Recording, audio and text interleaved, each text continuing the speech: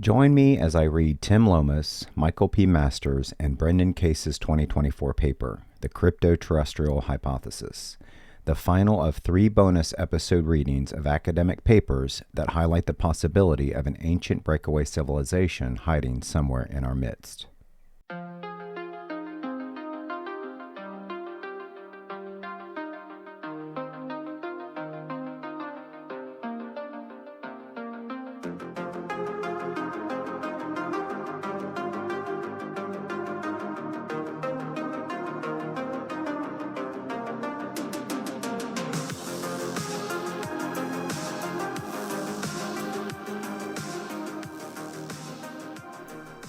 Hello everyone and welcome to UAP as NHI. I'm your host Bill Seago, and today I'm offering an audio rendition of the Cryptoterrestrial Hypothesis, a case for scientific openness to a concealed earthly explanation for UAP, a paper by Tim Lomas, Brendan Case, and Michael P. Masters that appeared in the June 2024 issue of Philosophy and Cosmology.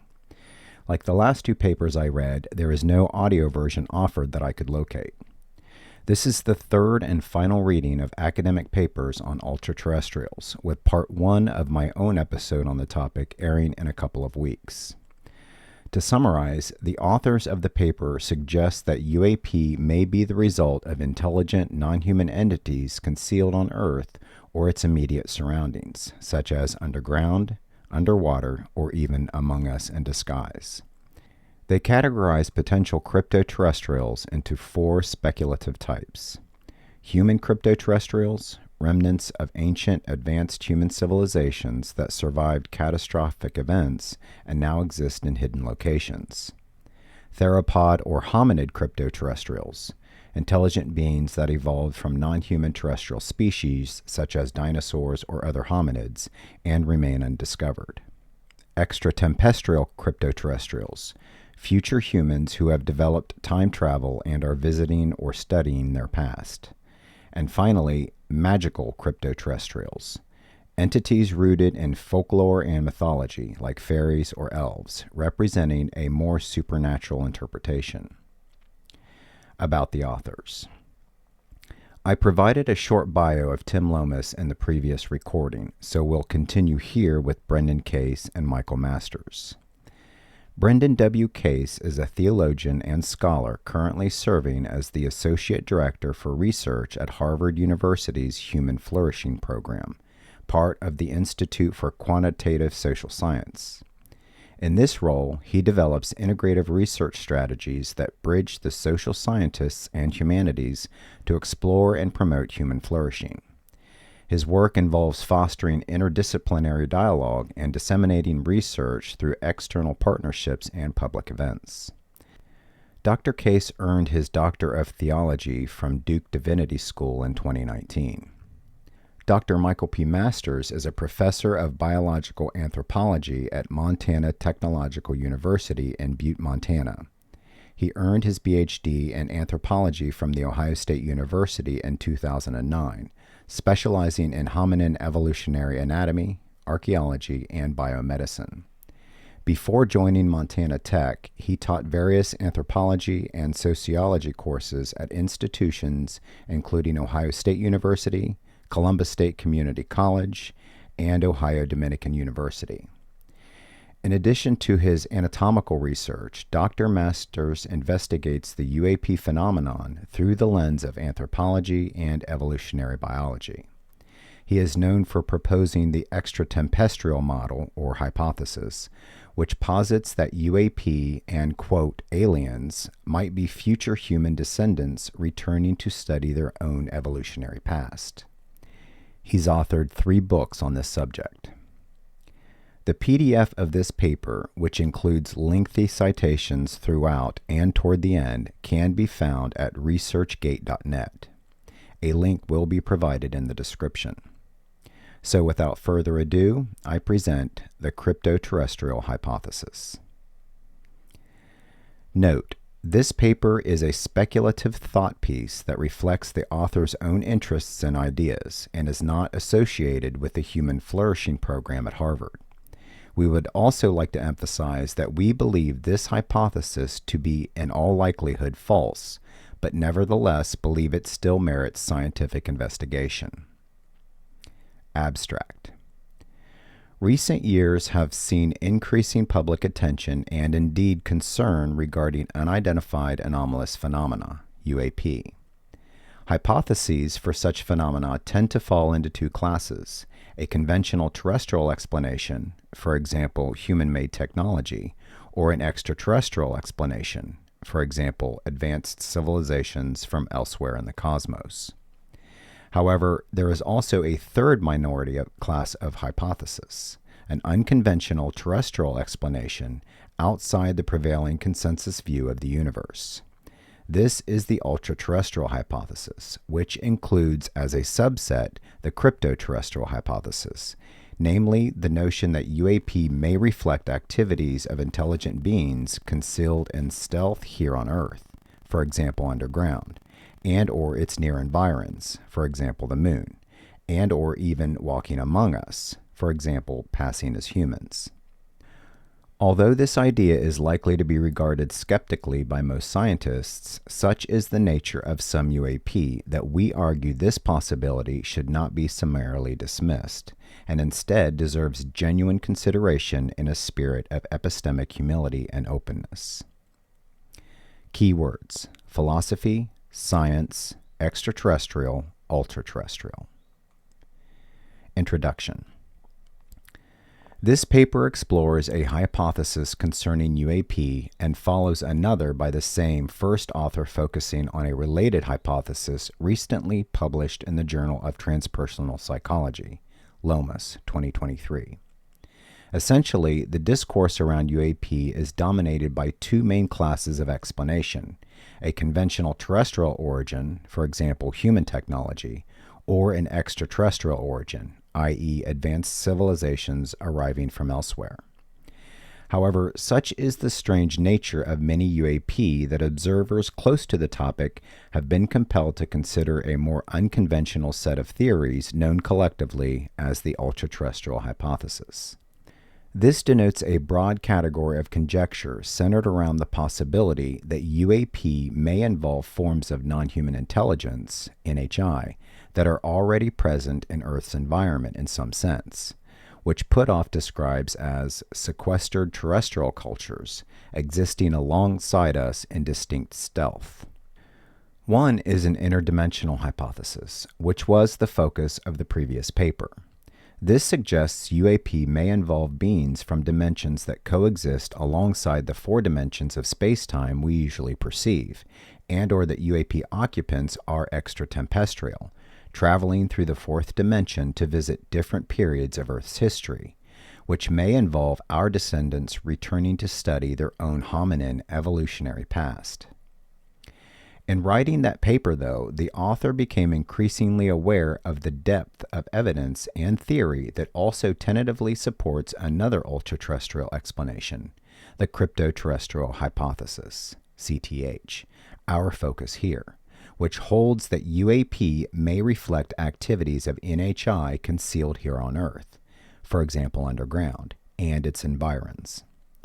Indeed, the philosopher Bernardo Kastrup recently argued that a version of the CTH was, despite its seemingly outlandish, unlikely, and far-out nature, the most reasonable scenario for UAP and NHI. As such, a paper which explored the CTH in depth seemed a logical next step, and furthermore a useful counterpart to the interdimensional paper. Fundamentally, UAP constitute an extraordinary empirical mystery, which science is surely obligated to investigate, yet has rarely done so, at least in an open, public, visible way, especially when it comes to these more unconventional ultraterrestrial hypotheses. As such, together, the previous and current paper will hopefully serve as valuable pieces of this emergent jigsaw puzzle that is humanity's attempt to better understanding this existentially important, yet hitherto all too often overlooked phenomenon. The paper begins by briefly noting the recent history and concern over this topic. However, this subject has been extensively covered elsewhere, including by Lomas, whose paper offers a relatively recent summary of the relevant terrain, so we will merely point to such sources rather than delving into detail. Then we explore the CTH over 5 sections, reflecting on A, limits to historical and geological knowledge, 2, traces of lost civilizations, 3, traces of underground civilizations, 4, traditions around magical cryptoterrestrials, and 5, UAP-related activity underground, underwater, and nearby, i.e. the moon. We conclude by noting that across these various considerations are actually 4 distinct CTHs, whose merits we briefly consider. We recognize these CTHs may rightly be regarded skeptically by most scientists, but argue they nevertheless should not be ruled out and deserve consideration in a spirit of epistemic humility and openness. The UAP issue. For centuries, people worldwide have observed aerial phenomena that seemed anomalous in some way, some of which, crucially, we today, even with our more advanced technologies and scientific understanding, might still regard as extraordinary. During the 20th century, these attracted the label Unidentified Flying Object, UFO, and more recently, Unidentified Aerial Phenomena, UAP, with the latter now expanding even further by changing the A to simply denote anomalous, given that some UAP are not only airborne, but capable of traveling underwater, a capacity which is central to the hypothesis considered here. However, although there have been many sightings over the years, with the Mutual UFO Network receiving over 200,000 reports since 1969, these have generally not been taken seriously by authorities, at least in public. However, there was a dramatic shift in 2017 when footage of 3 U.S. military encounters with UAP was published online, bringing the topic to wider attention, not only in the U.S., but across the globe. Although UAP are a worldwide phenomenon, the dynamics of this topic are mostly driven by developments in the U.S., which of all nations has seen the most UAP-related activity, both in terms of sightings and the attention paid to them. The military angle was especially significant, as it involves observers who excel in occupations that require the highest skill and training in visual perception and processing, and whose testimony is often triangulated with other information sources, for example, radar. As a result, the Department of Defense confirmed the footage was genuine, and soon after established a UAP task force to investigate such incidents, now known as the All-Domain Anomaly Resolution Office, AARO. It has subsequently published 3 main reports, and even though these had a very limited scope, mainly events since 2019 and focusing on U.S. airspace and waters, the number of cases under consideration is over 800. At a presentation in May 2023 by Dr. Kirkpatrick, then director of AARO, having since left the post, he argued that the majority probably did have conventional explanations and currently remained unidentified only through lack of good data that would allow conclusive identification. However, around 2 to 5% of the 800, roughly 15 to 40, were possibly really anomalous. To that point, its most recent report noted that many reports from military witnesses do present safety of flight concerns, and there are some cases where reported UAP have potentially exhibited one or more concerning performance characteristics, such as high-speed travel or unusual maneuverability. Furthermore, it suggests these cannot be attributed to the U.S. AARO has deconflicted these cases with potential U.S. programs or other nations. None of these UAP reports have been positively attributed to foreign activities. Moreover, many critics suspect that AARO may be deliberately downplaying the topic and concealing or at least obfuscating the extraordinary nature of many UAP-related events.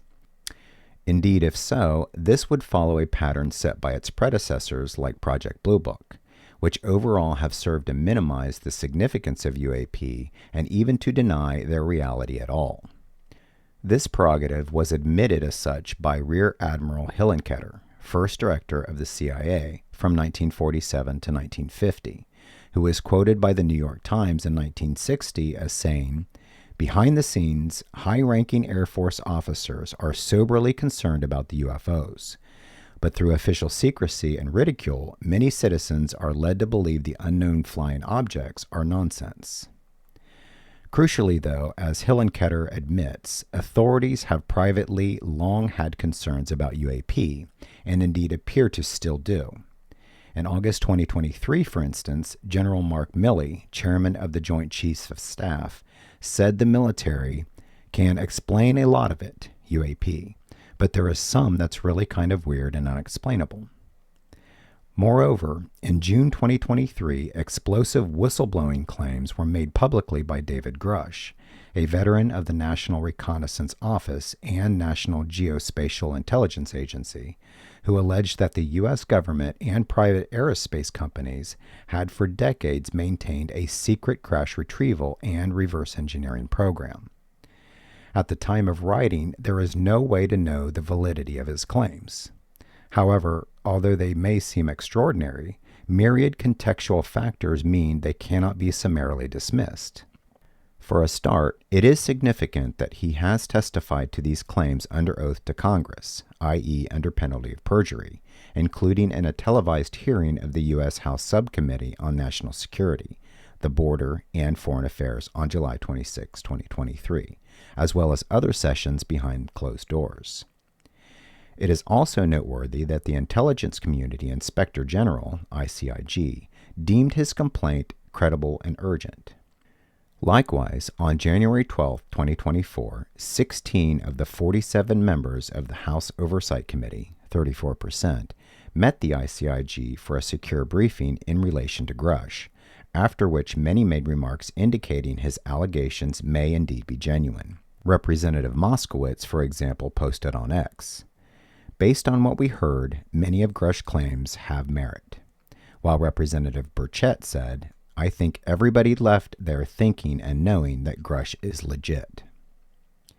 Perhaps even more significantly, other figures with the relevant expertise and security clearances have publicly vouched for his claims. For example, retired Army Colonel Carl Nell, who served alongside Grush in the UAP task force, said, "His assertion concerning the existence of a terrestrial arms race occurring sub rosa over the past 80 years, focused on reverse engineering technology of unknown origin, is fundamentally correct." Indeed, at a public talk in May 2024, Nell was even more unequivocal, stating, "So non-human intelligence exists. Non-human intelligence has been interacting with humanity. This interaction is not new, and it's been ongoing, and unelected people in the government are aware of that." Asked how confident he was with the statement, he responded, "There's zero doubt." Similarly, retired Admiral Tim Gallaudet, former head of the National Oceanic and Atmospheric Administration, the federal agency tasked with monitoring oceanic and atmospheric conditions, said in a recent interview, "I am totally convinced that we're experiencing a non-human higher intelligence.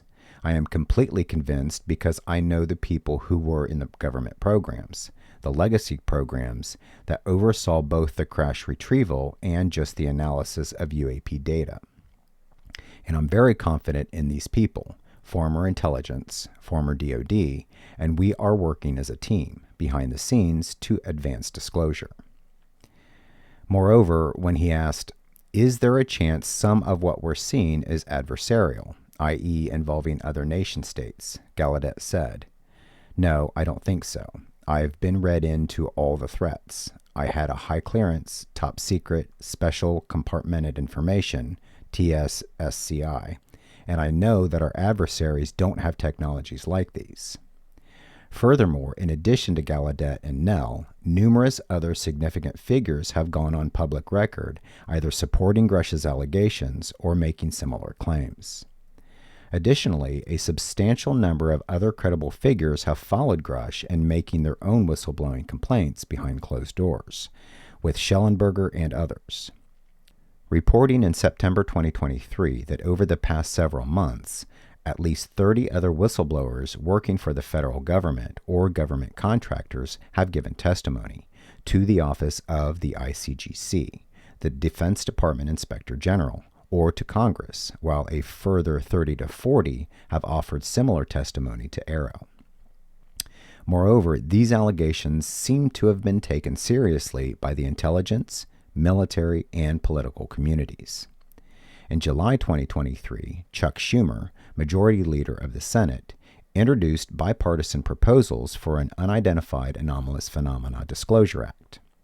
As reported in the New York Times, this would create a commission with broad authority to declassify government documents about UFOs and extraterrestrial matters, in an attempt to force the government to share all that it knows about unidentified phenomena. Explaining his motives, Schumer wrote, "The American public has a right to learn about technologies of unknown origins, non-human intelligence, and unexplainable phenomena." Indeed, many political figures seem not only convinced that UAP are genuinely extraordinary, but that Grush's allegations of a crash retrieval program are credible, or at the very least deserve to be taken seriously and investigated genuinely. However, the proposals faced resistance from select House representatives, and only minimal aspects of the act were passed into law in December 2023 within the National Defense Authorization Act for the fiscal year. Even so, the provisions that were retained still contain some striking legislation and language, not least in referring explicitly to non-human intelligence in relation to UAP. Moreover, in May, Congressman Robert Garcia filed an update version of the UAP Disclosure Act as a possible amendment to be considered on the floor of the House of Representatives during action on the fiscal year 2025 National Defense Authorization Act, which is expected around mid-June. Its official description is as follows: enacts the remaining pieces of the 3 Schumer rounds Unidentified Anomalous Phenomena Disclosure Act that passed the Senate in July 2023, but were eliminated from the final fiscal year 2024 NDAA. Creates an Unidentified Anomalous Phenomena Records Review Board with exercise of eminent domain over UAP-related material controlled by private persons or entities, modeled on the President John F. Kennedy Assassination Records Collection Act of 1992.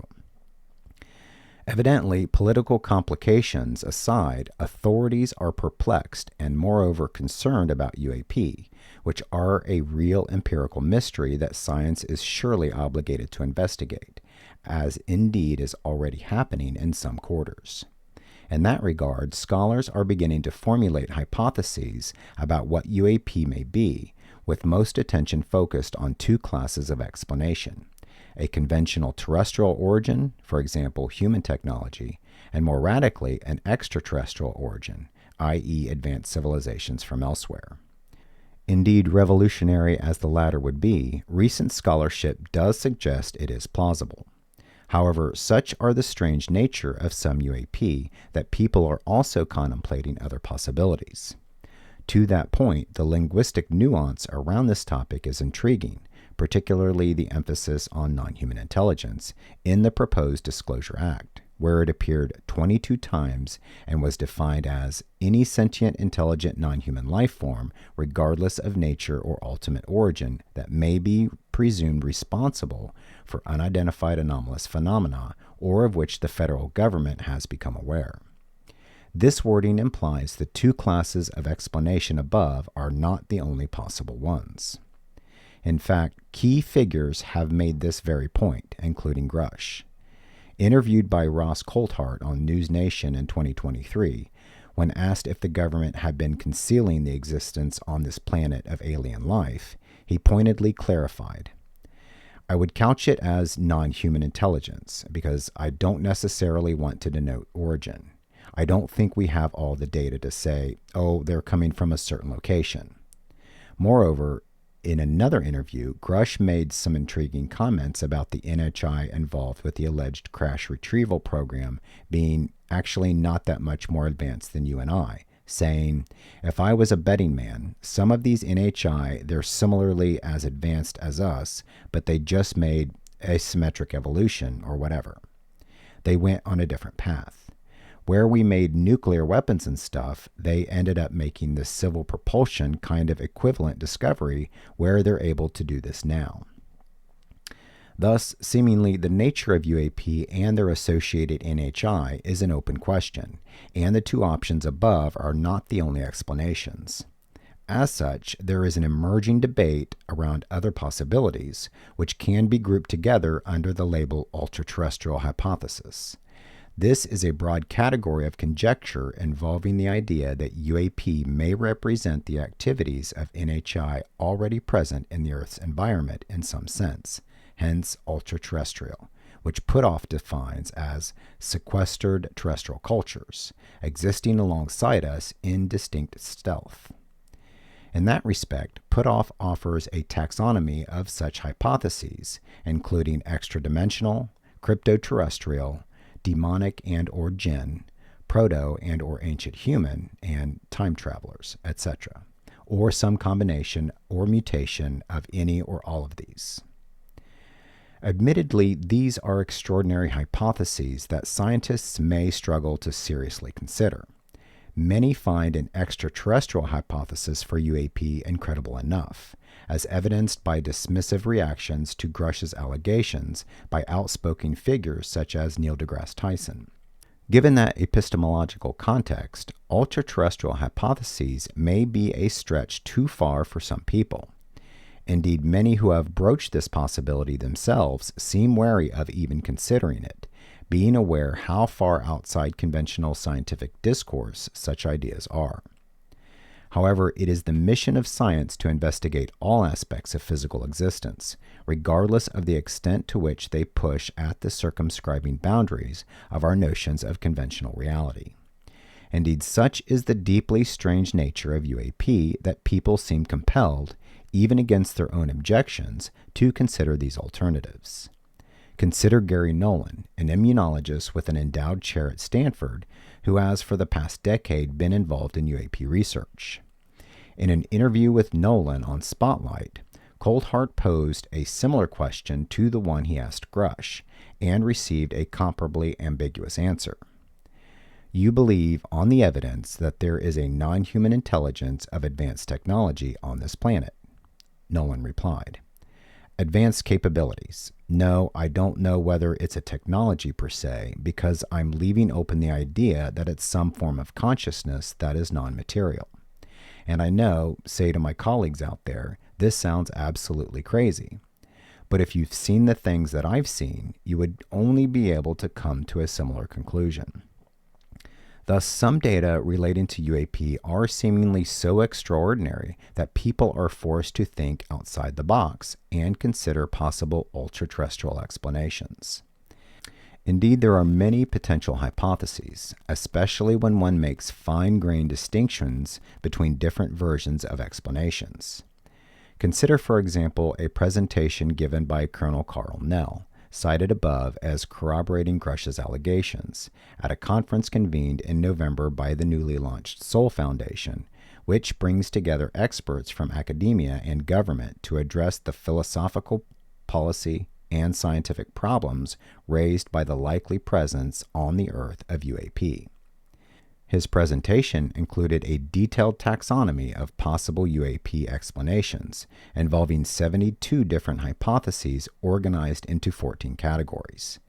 These include 20 that he categorizes as ultraterrestrial, which he defined as any sentient life form regardless of ultimate origin that has resided on Earth or in its environs, under land, under sea, aerospace, for significant duration in a semi-permanent, albeit covert, status, excluding humans from modern-day civilization and their known antecedents, with 4 of these being cryptoterrestrial specifically, as discussed in the conclusion. However, we would argue that his definition of ultraterrestrial and the 20 hypotheses he selects for this better fit the cryptoterrestrial hypothesis specifically. Then many of his other hypotheses could be construed within an ultraterrestrial hypothesis more broadly, along the lines of the more expansive definition offered by Puthoff above. Within the broad ultraterrestrial category, One theory, or collection of theories, if differentiated in a fine-grained way, is the interdimensional hypothesis, of which Nell offers 14 different variations, though he only positions some of these as ultraterrestrial. This suggests UAP may involve beings from dimensions that coexist alongside the 4 dimensions of space-time humans usually perceive. Indeed, following the briefing on Grush that members of Congress received from the ICIG on January 12, Representative Luna said, "I think it's important to listen to the specific words that Grush uses. Grush never said extraterrestrial or alien. He said interdimensional." On a similar theme, Ron James, Director of Media Relations for UFO research group MUFON, claims he has been informed by intelligence insiders of a very large contingent of biblically minded people within the Pentagon who have sought to shut down investigations into UAP based on the fear that these may actually involve demons coming from hell. Another hypothesis, which could, depending on how it is construed, be regarded as ultraterrestrial, is time travelers, which is now being given serious consideration, most notably by Masters, who calls this the extraterrestrial explanation. One might also note that time-traveling NHI, or future humans, could also be an aspect of the cryptoterrestrial hypothesis, i.e. the two hypotheses may overlap. Consider Puthoff's claim that there could be an ancient occult group, isolated pre-diluvial high-tech society, existing alongside us in distinct stealth.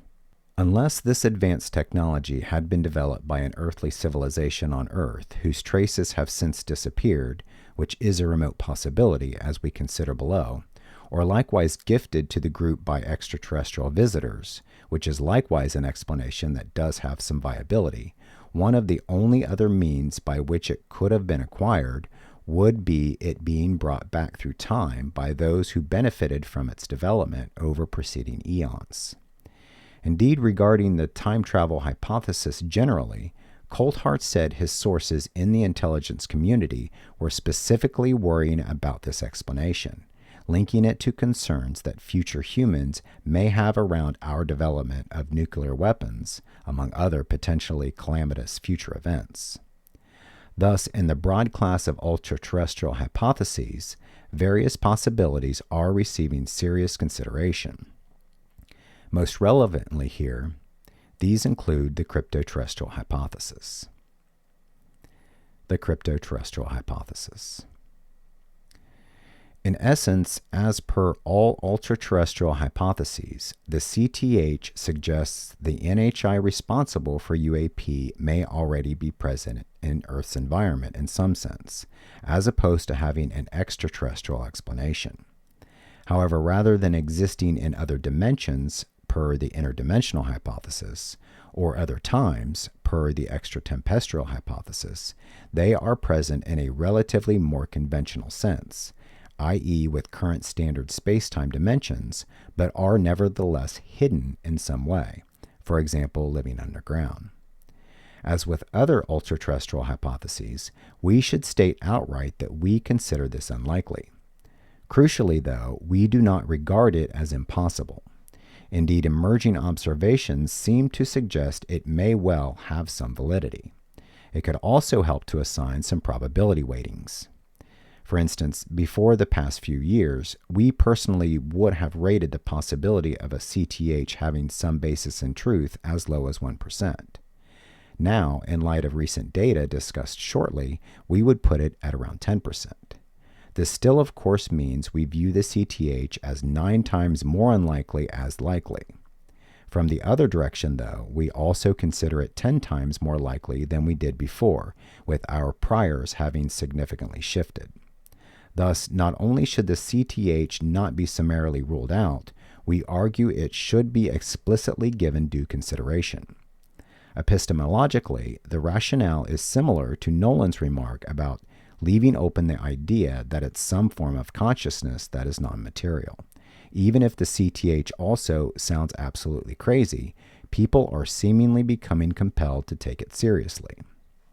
Indeed, without going further, we concur with Puthoff that a CTH should be actively investigated, Rather than passively and reactively waiting for relevant data to make itself apparent, he suggests it would behoove us to set aside our tentativeness about any given hypothesis, place it on the table as almost certainly true, and go for it, doing so by incorporating elements of a more forensic gumshoe style, as in criminalistics and intelligence work.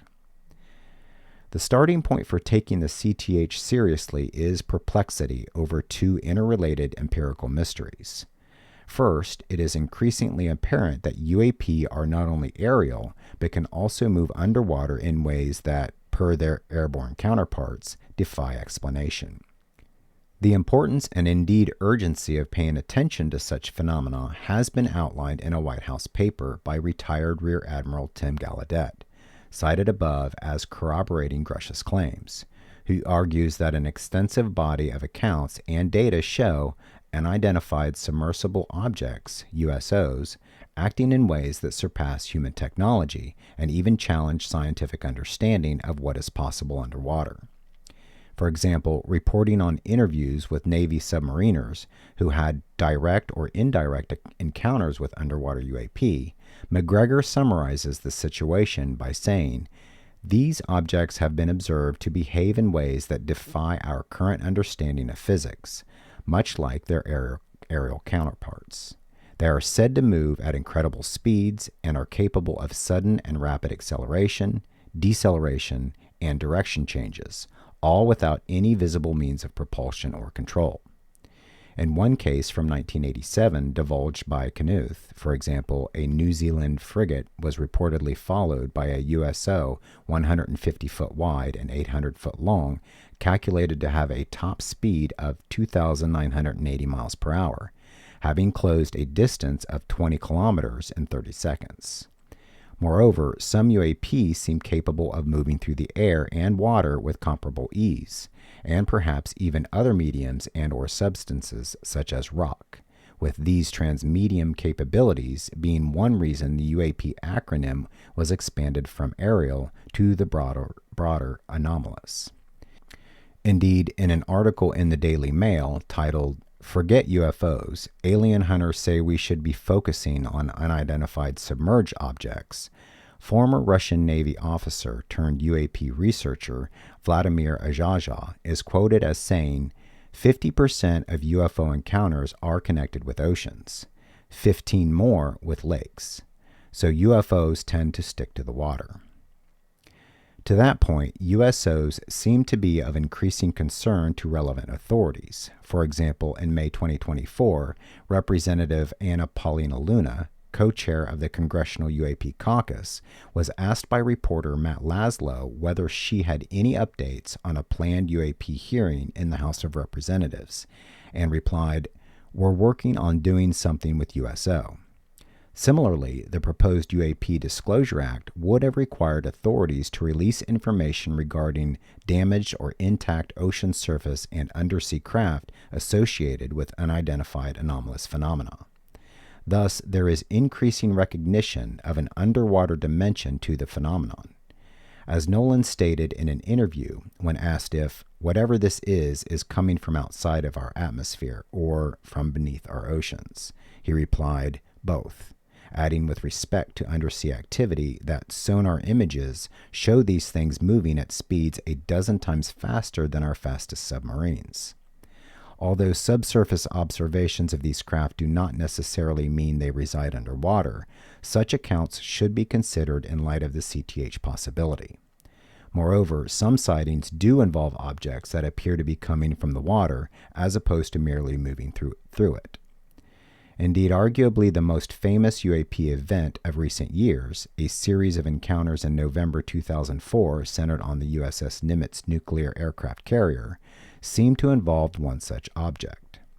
A less well-known but perhaps even more striking case was divulged by Lou Elizondo, a former intelligence officer closely linked to U.S. investigations into UAP, involving a military encounter in the Caribbean in which a circular object, about the size of a small island, rose up from the deep on two separate occasions. The second related empirical mystery is that some UAP sightings involve craft and other phenomena for example orbs, appearing to enter and or exit potential underground access points, like volcanoes. The Popocatépetl volcano in central Mexico, for example, is considered a hotspot for such observations, with numerous such events captured on camera in 2023, which some UAP observers suggested was a smoking gun regarding NHI activity on Earth. Various hypotheses have been touted about these observations. In the latter article, one observer is quoted as suggesting the volcano functions as an interdimensional portal, an intergalactic gateway between two locations in space-time. However, other people speculate that some UAP might not only be drawn to such locales, for example as a portal or for purposes such as hiding or gathering energy, but might come from underground, i.e. with the NHI responsible residing in a subterranean way. Similarly, there are rumors of underwater bases in areas notable for reports of UAP entering and exiting the water, as discussed below. Together, these two empirical mysteries have led some to contemplate a CTH. Discussing Grush's allegations, Representative Mike Gallagher noted that one potential explanation for UAP is an ancient civilization that's just been hiding here for all this time and is suddenly showing itself right now, with numerous seemingly well-informed individuals making similar comments.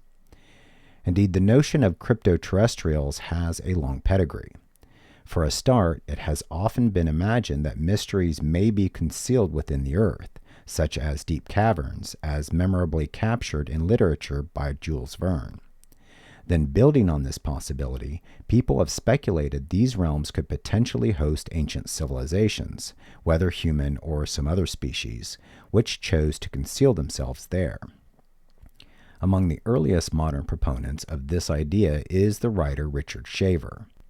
According to Ray Palmer, 1975, editor of Amazing Stories magazine, Shaver argued in a 10,000-word manifesto that advanced prehistoric races had built cities inside Earth but fled to another planet due to concerns about radiation damage from the sun, leaving a cohort of offspring who remained underground. Palmer revised the manuscript and published it as I Remember Lemuria in March 1945 issue of Amazing Stories, a tale which became the foundation for a genre of science fiction on this theme. Although many people condemned Shaver's narrative as a hoax, he and Palmer continued to maintain its veracity. Furthermore, over the years, UAP scholars have begun to contemplate similar ideas in relation to the burgeoning UAP observations, most notably John Keel, who, without believing Shaver per se, was persuaded of the notion of cryptoterrestrials living underground. Indeed, in an article titled Secret UFO Bases Across the U.S., Keel suggested that the idea of such entities being responsible for UAP was more reasonable than the extraterrestrial hypothesis, which was gaining some momentum at that time. Given that UAP have been consistently active in the same areas for many years, he argues it is quite reasonable to speculate that these objects originate in some unknown manner from these areas, rather than traversing great spatial distances to make brief, random, and apparently pointless visits. In short, many of the thousands of observed flying saucers and spook lights are more apt to be a part of the Earth's environment than extraterrestrial craft flying in from some distant point. In that sense, a CTH avoids issues like the difficulties of interstellar travel. Moreover, it would also explain why UAP appear to take a particular interest in Earth, and furthermore seemed concerned about nuclear weapons, since these would be a danger to cryptoterrestrials themselves. He further argues this hypothesis is a better fit for people's purported experiences of NHI over the decades, which most often involve entities with surprisingly similar physiognomy to humans, which one might not necessarily expect given the myriad of evolutionary pathways intelligent life might take in the cosmos. However, if NHIs were cryptoterrestrial, their species may well be related to Homo sapiens in some way, as discussed below, which would more easily account for the resemblance. That said, given the widespread terrestrial evolutionary convergence even across distantly related lineages, as in sharks and dolphins, or hedgehogs and echidnas, it is also possible that extraterrestrial NHI might well look at least something like Homo sapiens. In any case, although the CTH has remained somewhat niche and under-theorized, it has nevertheless been taken seriously by some observers. Most notably, these include Mac Tunney's in his book The Cryptoterrestrials, a meditation on indigenous humanoids and the aliens among us, and more recently Kastrup, who, as noted above, called this the most realistic scenario for UAP. Similarly, claims related to the CTH can be found included within various UAP-related texts. In his book, The NASA Conspiracies, for example, Redfern includes an interview with someone seemingly associated with the Gemini program who claimed there was a small band of individuals who represent the last vestiges of an ancient, advanced, isolated civilization, responsible for the legends of Atlantis and similar stories, forced by circumstances to retreat into remote, sequestered locales for survival. Indeed, comparable testimony continues to emerge that lends further support to the CTH. An example is the apparent testimony of Dr. Shirley Wright, Albert Einstein's assistant in 1947. Speaking in 1993, in recordings which only became public in 2021, Wright claimed she and Einstein had helped investigate the famous Roswell UAP crash. Incredibly, she said this was not only a genuine UAP, but that biological entities had survived the crash and were subjected to questioning. Most relevantly here, she suggested these were actually just humans, but in advanced form, and as Virama summarizes it, that many of their species actually reside underground on our planet. On that point, former CIA officer John Ramirez claimed that the authorities conducted biological tests and were able to sequence something in those bodies that looked like a genome, and from there they checked the human genome and saw the correlations. Given such stories, together with the general strangeness of the UAP topic, there is increasing openness to the CTH, as seen above with the comments of Representative Gallagher. To reiterate, this hypothesis carries a very low probability weighting, and even people open to it remain skeptical. However, such skepticism is entirely appropriate and does not negate the point of this paper, namely taking seriously the CTH as a possible explanation for UAP. We are not arguing that UAP do have a cryptoterrestrial explanation, but simply that they could, and the judicious approach is to consider all valid theories until the evidence decisively demonstrates they should be rejected. We therefore suggest scientists should keep an open mind and investigate the CTH as a genuinely viable theory. To that end, we offer various speculative strands of thought that could provide a tentative foundation and evidence for such a theory. For context, we begin by considering the limits to current historical and geological knowledge. Limits to historical, geological, and biological knowledge. If the CTH is viable, this would require, if viewed through the lens of certain CTHs, such as a possible breakaway civilization in our hominin past, rethinking human and planetary history as we currently understand it. As such, the first strand of our argument in taking the CTH seriously is to appreciate how relatively fragile and contingent this understanding is, build upon evidence that happened to have withstood the ravages of time and moreover was stumbled upon by people who recognized its significance and preserved it. That is not to imply that we lack knowledge about our past, far from it. Over recent centuries, the field of paleoanthropology has accrued a plethora of carefully preserved and analyzed hominin, skeletal, and fossil remains, including fully intact bones and teeth from thousands of different specimens. Even so, new discoveries have the potential to prompt a recalibration of timelines, potentially leading to revisions of our family tree, though by now this usually involves additions or revisions to what we know, rather than an entirely radical reconceptualization of it. However, scientists can only work with the evidence that has been preserved, and it is possible that aspects of biological evolution on this planet have been entirely lost to time. For example, Robert Martin of Chicago's Field Museum suggests we have fossil evidence for only about 5% of all extinct primates, with his estimation of the number of extinct primate species being up to 9,000, while fewer than 500 have been identified from the fossil record, meaning that the task facing paleontologists in trying to get an accurate picture of primate evolution is like trying to reconstruct a 1,000-piece jigsaw puzzle using just 50 pieces. Indeed, this uncertainty and contingency even applies to relatively modern human history, the conventional narratives of which have been challenged by archaeological discoveries. In the 1920s, for instance, British and Indian archaeologists discovered the remains of an ancient civilization along the Indus River at the sites of Harappa and Mohenjo-Daro.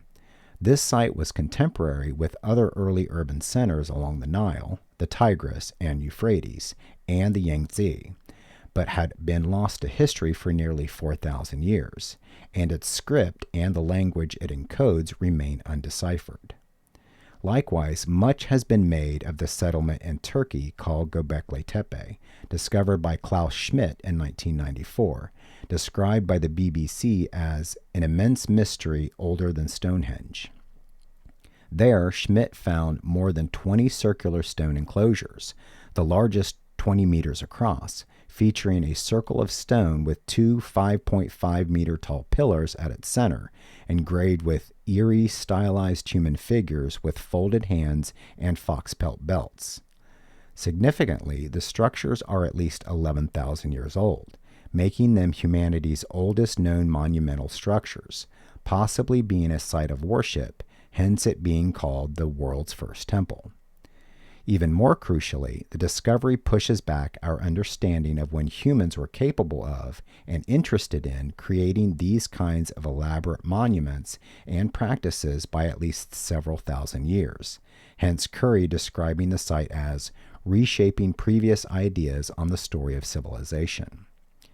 Similarly striking was the discovery in 2007 of a Stonehenge-like structure in Lake Michigan that is thought to be at least 10,000 years old, a figure partially derived from the analyses of the rock used, but also from a potential carving on one stone in the outer circle resembling a mastodon, a large proboscidean mammal that roamed across North America during the Pleistocene epoch, which ended 11,700 years ago. Yet even these discoveries may have now been superseded by claims by Nadawijaja and others that the Gunung Padang site in Java features human megalithic constructions dating to between 25,000 and 14,000 BCE, although their analysis has been fiercely disputed by other archaeologists, and indeed pressure from such scholars even led the journal to retract the article. Nevertheless, the point remains that even our relative history is somewhat shrouded in mystery, given the possibility for finds like Göbekli Tepe, the analysis and dating of which is generally not disputed, to be undiscovered and or unappreciated for their significance. Then, if such uncertainty is possible with events as recent as 11,000 years ago, this is a blink of an eye in planetary terms, given that Earth is 4.5 billion years old. As McPhee noted, geologists will sometimes use the calendar year as a unit to represent the timescale, and in that respect, the Precambrian, from the Earth's initial formation 4.5 billion years ago until the Cambrian explosion circa 500 million years ago, runs from New Year's Day until well after Halloween. Dinosaurs appear in the middle of December and are gone the day after Christmas.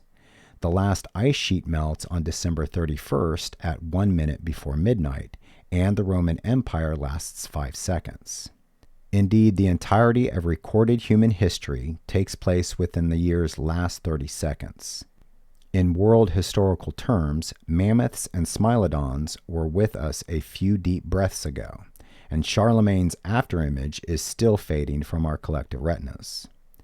Moreover, given how easily even relatively recent evidence can be destroyed, lost, or remain undiscovered, our understanding of the far more distant past, apart from brute geological facts such as the age of mountains, is nearly totally blank.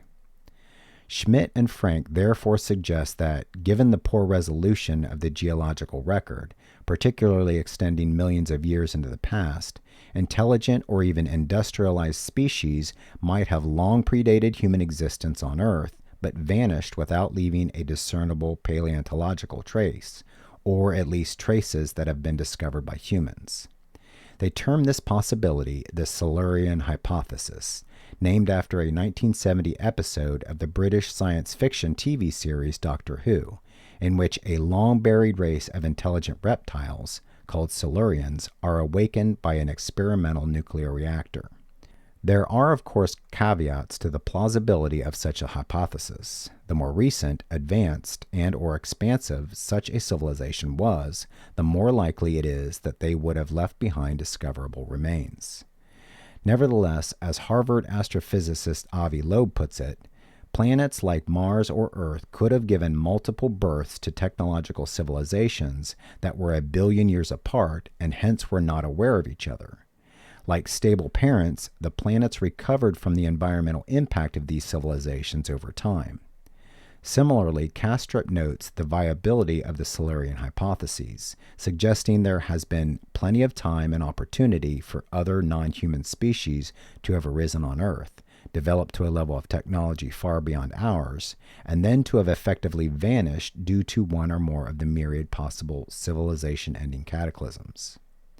Moreover, as we continue to explore space, whether distant constellations through inventions like the James Webb Telescope, or nearer to home through initiatives like NASA's Curiosity rover, new evidence may emerge that could challenge our assumptions about places like Mars.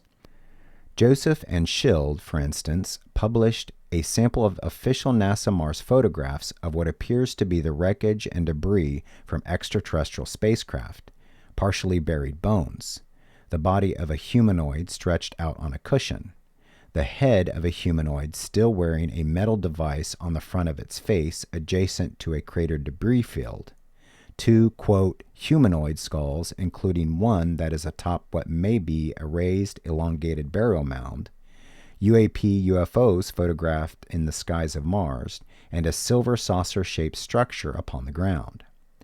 Of course, caution is needed in interpreting such data, particularly given the human cognitive habit of pareidolia, the tendency to perceive a specific, often meaningful image in a random or ambiguous visual pattern.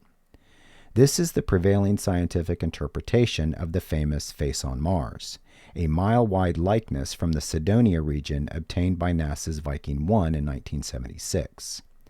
However, we must also be wary of simply assuming any apparently anomalous object is pareidolia, as doing so would equally be a cognitive bias that hinders us from studying evidence with due openness and objectivity. Indeed, some observers have argued that when analyzed in context, there are other anomalies in the vicinity of the Cydonia face that tip the balance toward the plausibility of it actually being an artificial construction. The general point is that if another intelligent species had inhabited Earth or Mars long before Homo sapiens, it is possible that we would have no idea. Of course, for these considerations to be relevant to the CTH, such a species would need to still be present on Earth and existing in stealth, whether a branch of Homo sapiens, a different hominin subspecies, an even earlier precursor, or something else entirely. As we discuss below, while this notion may sound unlikely on first hearing, many observers are persuaded that it is at least conceivable, not least because whole swaths of our planet remain virtually unexplored and uncharted. This, of course, includes the vast regions underwater, but even includes areas above ground. There has been recent speculation, for instance, about an Alaskan Triangle, a sparsely populated area between Anchorage and Juneau in the south to Utqiagvik on the northern coast that is a prominent hotspot for UAP, as well as other oddities, such as over 20,000 unexplained disappearances in the area since the 1970s. Moreover, our epistemological humility ought to extend to biology too, as argued by Davies and others in a paper on the potential for Earth to host a shadow biosphere, or shadow biome, involving forms of weird life whose biochemistry is so non-standard that it would not be detected by life detection tools targeted at standard Terran biochemistry. This kind of idea has sometimes been known as the paraphysical hypothesis, which essentially denotes forms of life that are physical but are usually undetected and unknown to us. Here one might note that although Davies and others were generally referring to a shadow biome on a molecular level, there has recently been speculation with regard to larger life forms, as seen for example in relation to a strange airborne jellyfish UAP reported by Corbell. Of course, this point about the limits of our knowledge provides no particular argument for the CTH, and moreover, our anthropological knowledge of the historic and prehistoric hominin past is relatively substantial. Crucially, though, it means we must have epistemological humility and realize neither can we dismiss it just because it contradicts the standard narrative of history. Furthermore, some traces of earlier civilizations possibly are still evident, as we see next. Traces of lost civilizations. All cultures have their myth and legends. There are, of course, many ways to interpret such tales, ranging from works of playful imagination to vehicles for conveying ethical teachings.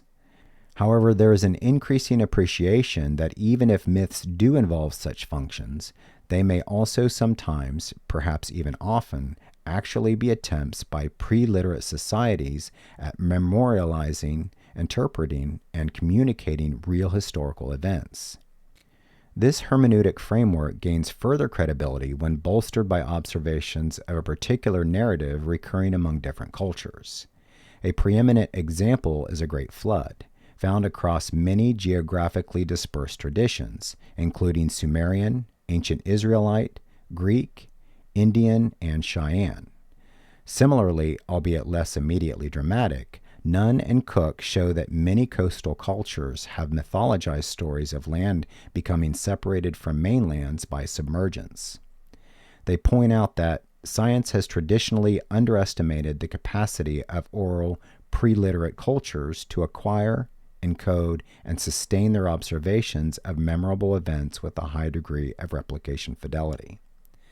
This, rather than being merely imaginative creations, such myths may instead have arisen from eyewitness accounts of these transformative processes, so should be engaged with as potential historical testimony. Thus, it is increasingly thought that flood myths may depict events from around 20,000 to 12,000 years ago, when sea level in the aftermath of the last glaciation, last ice age, was rising and transforming coastal landscapes and their human uses in exactly the ways these stories describe. Teller and others, for example, analyzed the rapid post-glacial flooding of the floor of the Persian Gulf from 12,000 to 6,000 years ago, finding the sea transgressed more than 1,000 kilometers, with water sometimes flooding this floor by more than a kilometer per year, and so suggest flood myths in the reason, from the Babylonian Epic of Gilgamesh to the biblical Noah, are genuine records of these events. Even more relevantly here, across world cultures are not only myths of flooding and rising seas, but of land, and moreover civilizations being lost to these events, disappearing beneath the waters. Most famous is Atlantis, an island featured in Plato's works Timaeus and Critias. While some scholars suggest it is merely fictional, created for allegorical purposes, there are ongoing attempts to identify it as an actual location, such as a highly advanced Bronze Age culture in Crete and its surrounding islands that was devastated by the eruption of the Santorini Thera volcano, 120 kilometers north of Crete, around 1600 BCE. Moreover, efforts to trace legendary lost civilizations have been encouraged by underwater findings that may, though many claims are disputed, be extant traces. For example, in 1986, a diver found apparent submerged stone structures and waters off Yonaguni-jima in Japan, the largest being described as a complicated monolithic stepped pyramid that rises from a depth of 25 meters. Skeptics dismiss these as merely natural formations, arguing their straight edges result from the natural stratigraphy of sandstones.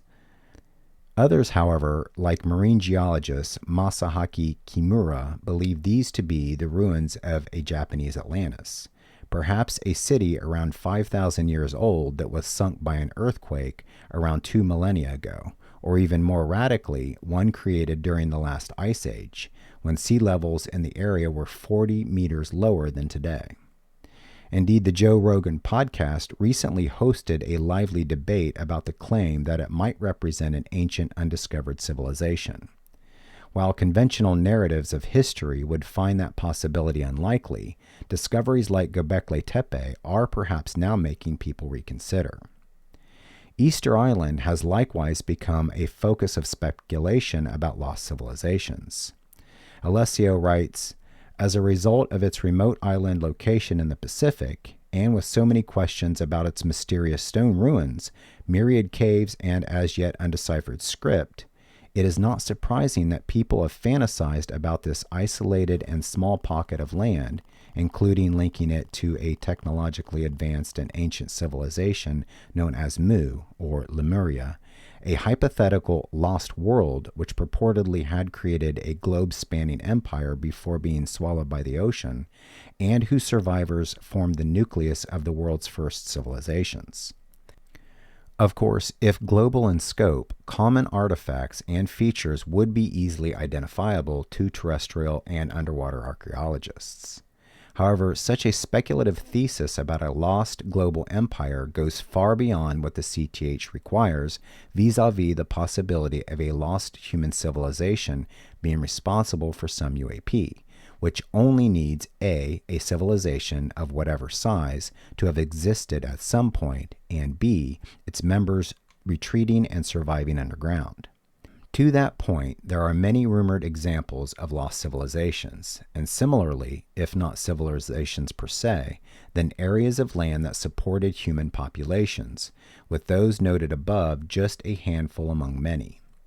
Moreover, besides apparently strange examples like Easter Island, in which scholars struggle to account for the level of societal complexity and technical sophistication in such a remote place, there are other potential sources of evidence for such civilizations.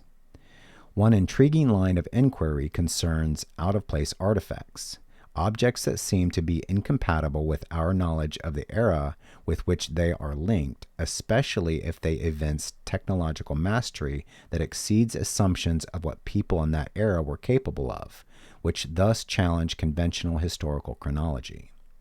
That said, caution is warranted in interpreting artifacts that seemed too advanced for the time, considering these claims largely stem from a lack of understanding about the capacities of earlier groups.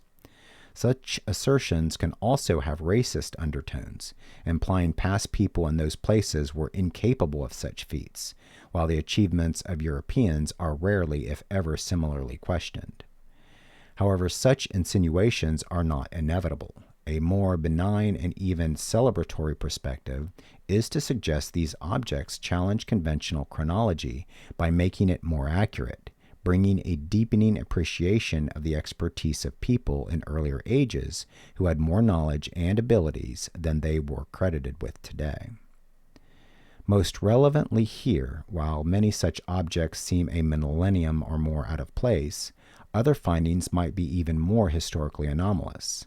At the Kalambo Falls in Zambia, for example, researchers in 2019 discovered an example of wood craftsmanship and technology involving two pieces of wood fashioned to interlock together that is dated to around 500,000 years ago, well before the emergence of Homo sapiens.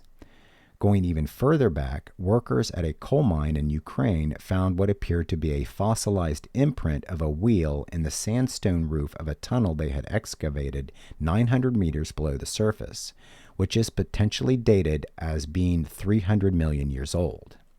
Similarly, a Russian team found what appeared to be a 2-centimeter screw embedded within a rock that was estimated to be 300 million years old, though skeptics have argued it could be the fossilized imprint of an ancient sea creature called a crinoid. Or consider a photo shared by Ramallah of what appears to be a petrified book encased in rock in Western Australia, which some interpreted as possibly being 350 million years old. Such findings are evidently relevant to a CTH. Indeed, Coulthart suggests the intelligence community has taken a great interest in such objects, such as Egyptian relics dated to 5,500 years ago that display mastery of technology involving the shaping of stone that is far beyond the known technology of that era, as indicated in EndNote 23. More generally, he said the CIA has spent a lot of time investigating ancient civilizations, seeking answers to who were the people who crafted these buildings. As he noted, we still don't know. There are fundamental mysteries in human civilization that we haven't answered. In that respect, the possibilities discussed here of advanced prehistoric civilizations lend some support to a CTH. However, this would not merely require such a civilization to have existed in the past, but to have continued to do so.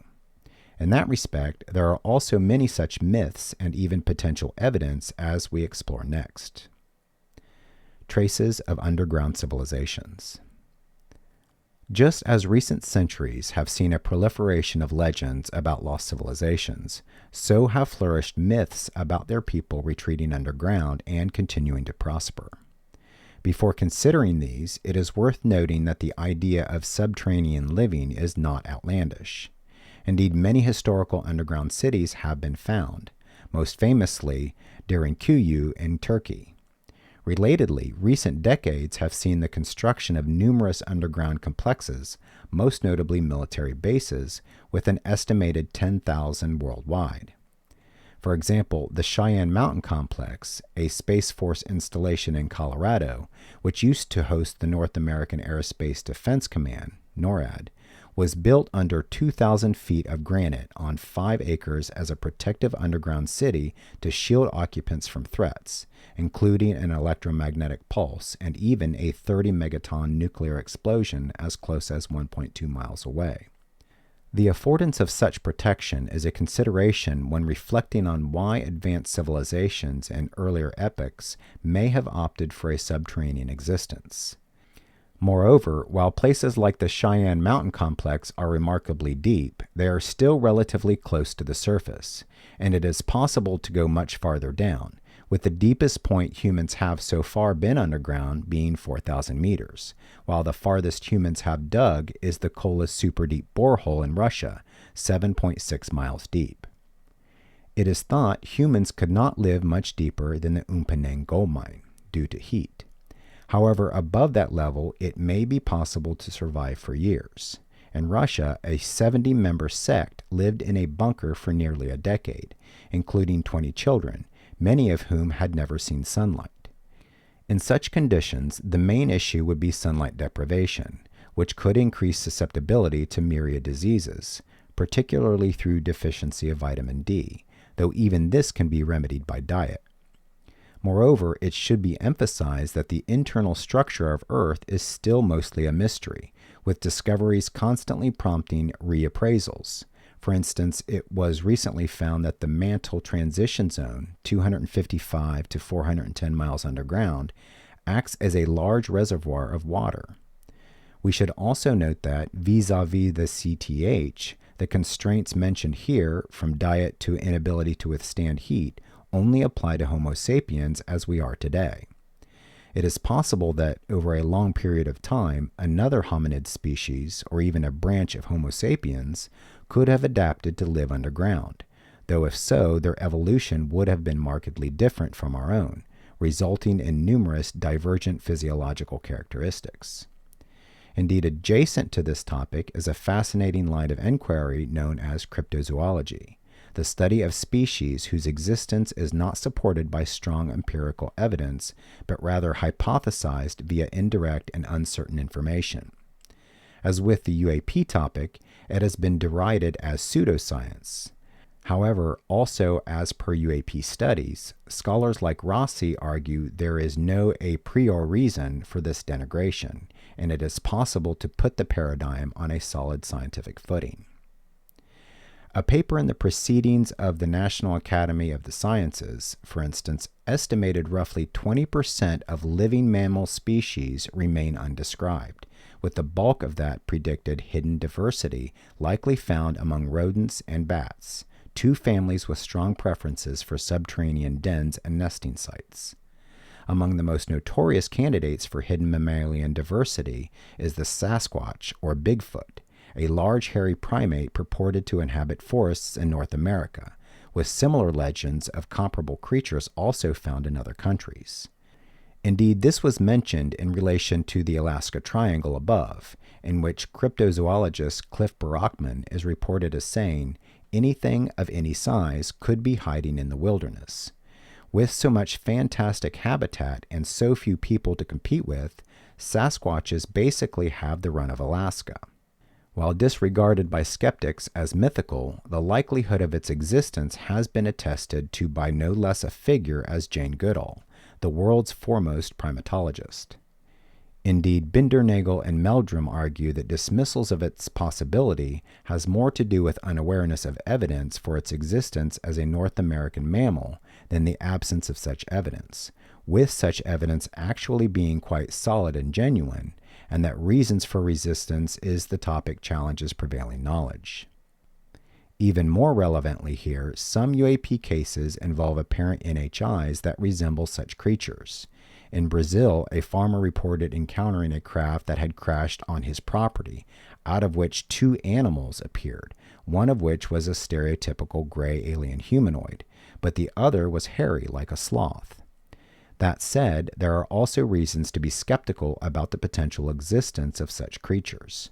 For instance, one often overlooked counterargument regarding the existence of a self-sustaining population of Sasquatch is that nearly all primate species are intelligent, social, and curious animals. Because this mythical creature is classified as a member of the primate order of mammals, and considering its bipedal form of locomotion would be a member of the hominin clade specifically, which is the most intelligent and curious of all primates, one would expect to see Sasquatches frequently peering into villages and rummaging through trash cans. However, such instances are rarely, if ever, reported. On the other hand, though, it is also possible that Sasquatches could be an anomalously solitary form of primate, hence their general elusiveness. Another prominent arena of intrigue within cryptozoology involves seemingly anomalous skeletal remains that purport to subvert our understanding of evolutionary development. This includes speculation, for instance, suggesting that such biologics may be extraterrestrial in nature, although so far they have generally been ascertained to be more prosaic in origin, or at least their analysis have proved inconclusive.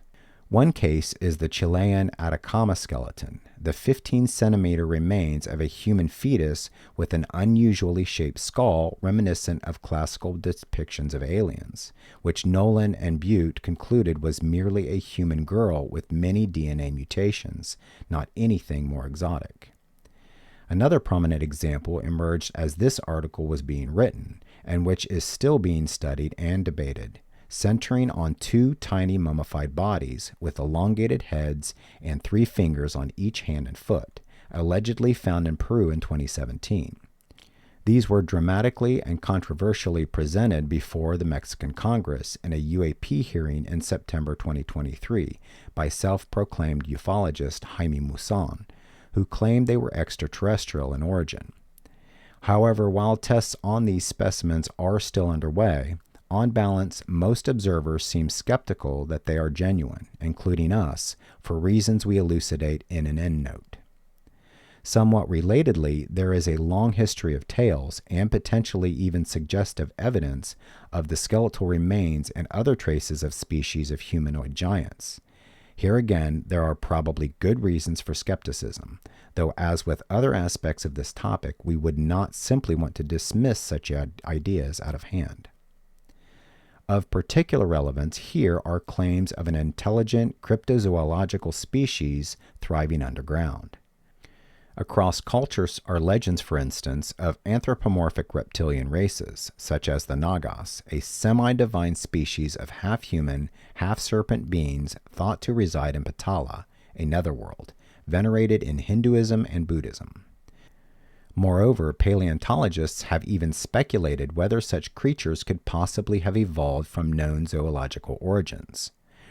Russell and Seguin analyzed the morphological trends among dinosaurs towards larger brains and upright posture in relation to a species called a troodon, and suggested that had it survived the mass extinction event 65 million years ago, it would likely have evolved into an upright reptilian-like figure they dubbed a dinosauroid. Crucially, some people argue it could actually have survived the extinction and continued to develop by retreating below ground, though it is unclear how viable this theory is. Even so, it is intriguing that reptilians have long been associated with the UAP topic, with speculation that some species does indeed represent an NHI that may be responsible for some UAP. As mentioned in an EndNote 13, for example, John Ramirez has claimed that such entities are walking among us, disguised convincingly as regular humans. Indeed, he speculates authorities are aware of these NHI, pointing, for example, to the National Reconnaissance Office, which he calls the actual secret space program of the U.S. intelligence community, using lizards on their logos and suggesting such entities are crawling all over the Earth. Another possibility overlapping with the extraterrestrial hypothesis is that an NHI could have arrived on Earth from elsewhere at some point and subsequently taken up residence underground or underwater, or otherwise concealed itself nearby, for example on the Moon. Then, as to the central question of whether any intelligent species, Homo sapiens or otherwise, has actually gone underground in the past, there is no direct or generally accepted evidence. However, not only are there many such legends, a surprisingly extensive body of reports exists alleging encounters with such beings.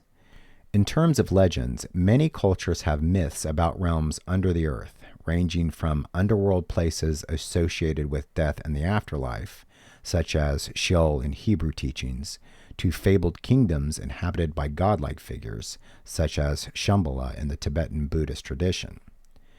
Moreover, people persuaded of the reality of these places have embarked on quests to find them. Numerous locations have been proposed for entrances to Shambhala, for instance, with explorers from the Soviet Union in particular making considerable efforts to find it. These include a mission by the Soviet Foreign Commissariat to search Tibet in 1924, and an expedition from 1924 to 1928 by prominent theosophists Nicholas and Helena Rurik, covering vast areas of Central Asia, including Beluga Mountain in the Altai Mountains, along the border of Russia and Kazakhstan, which in the region is commonly believed to host such an entrance. However, such efforts to locate these realms have seemingly proved fruitless, and their supposed inhabitants elusive. That said, certain locales have attracted considerable interest as potential places to which an advanced civilization may have retreated, and moreover have even accrued reports of engagement with their members. Among the most well-known is Mount Shasta, a currently dormant volcano in the Cascade Range in California.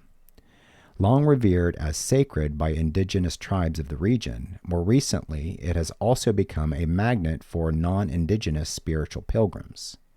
One contributing factor to the latter are stories emerging in the early 20th century linking it to the myth of Lemuria, suggesting that before this legendary civilization disappeared beneath the ocean, some survivors trekked overland to the American continent and eventually took refuge inside the mountain. Of course, these stories are most likely nothing more than imaginative fictions or embellished rumors. Skeptics would surely point to the appeal of occult philosophies during that era, viewing these narratives perhaps as literary attempts to capitalize on these trends. However, Mount Shasta continues to be notorious for unusual activity, which helps explain its growing appeal to spiritual pilgrims. Repeatedly, the mountain is also infamous for numerous mysterious disappearances, in which people have gone missing without a trace. Then, to return to our central UAP theme, Wallenstein notes the mountain is one of the most prominent UAP hotspots in the U.S. UFO Sightings USA.com records 25 officially reported sightings from 1995 to 2020, and there even seems to be recent photographic evidence of UAP emerging out of its peak, including one described as a large light with a cigar-shaped object directly below it, which suddenly took off and disappeared from sight. To that point, in our final section below, we return to our main theme and the reason people are contemplating a CTH, namely UAP activity suggestive of NHI actually having some durable, concealed presence on Earth. First, though, our discussion would be lacking if we did not touch upon an area of speculation that is even stranger than the material above, bringing us even further into unusual ontological territory, but which is nevertheless a prominent theme across cultures worldwide, and even more relevantly, is a long-standing topic within the UAP arena. This concerns what might be called magical cryptoterrestrials. Magical cryptoterrestrials. The ideas canvassed thus far, while not generally accepted by contemporary natural science paradigms, nevertheless still fit somewhat within their rough boundaries. Aliens on the ocean floor or subterranean hominids would be highly surprising, but not genuinely metaphysically revisionary in any strong sense, and essentially just involve extrapolating from activities in which we humans already undeniably engage, from flying spacecraft to living in caves.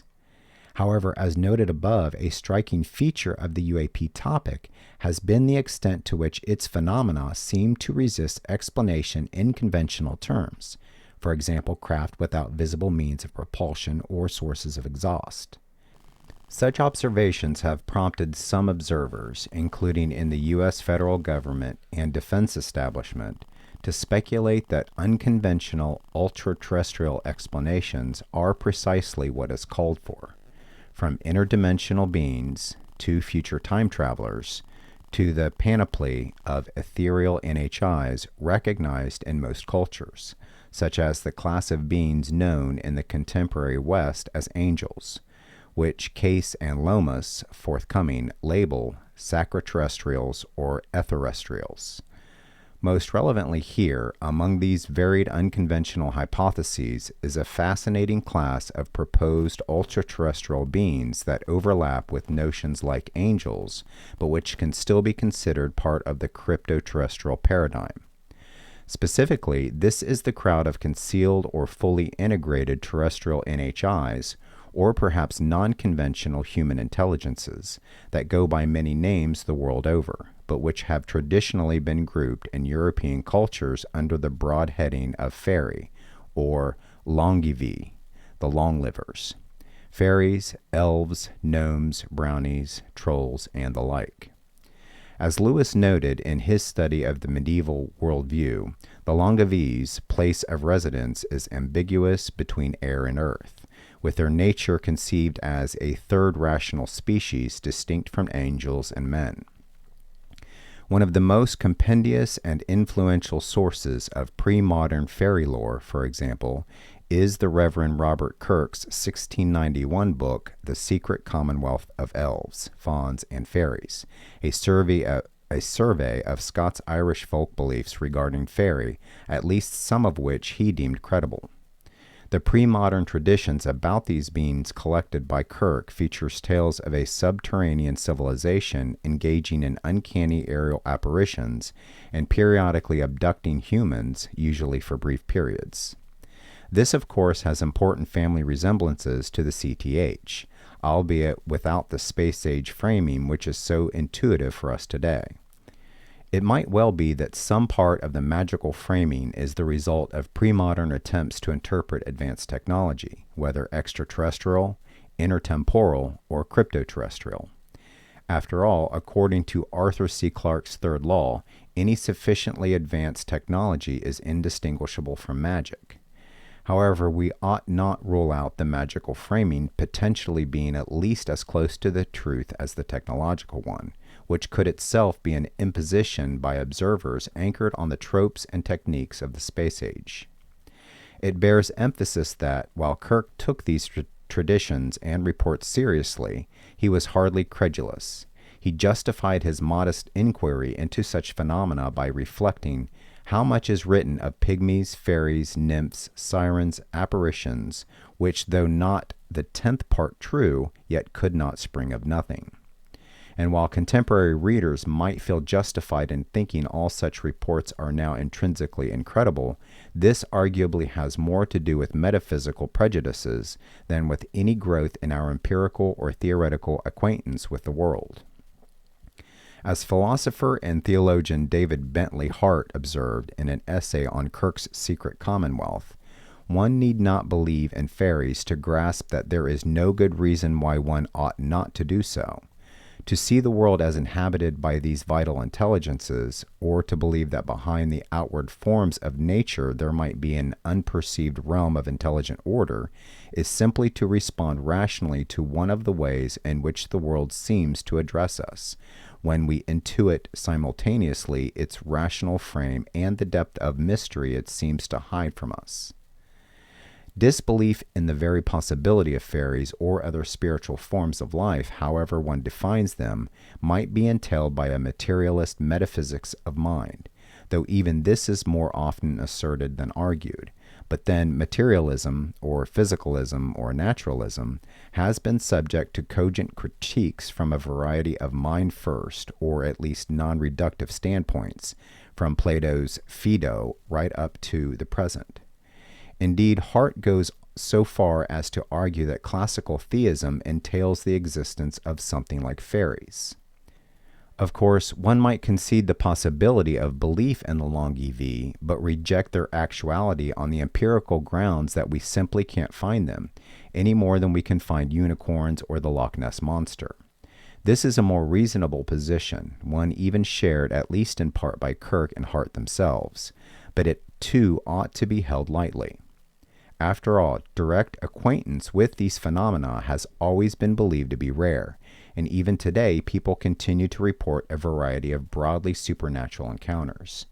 Most Icelanders, for example, are at least unwilling to deny the existence of the elves and trolls who figure so prominently in their folklore, while many Irish remain open to, or perhaps fearful of, the existence of fairies.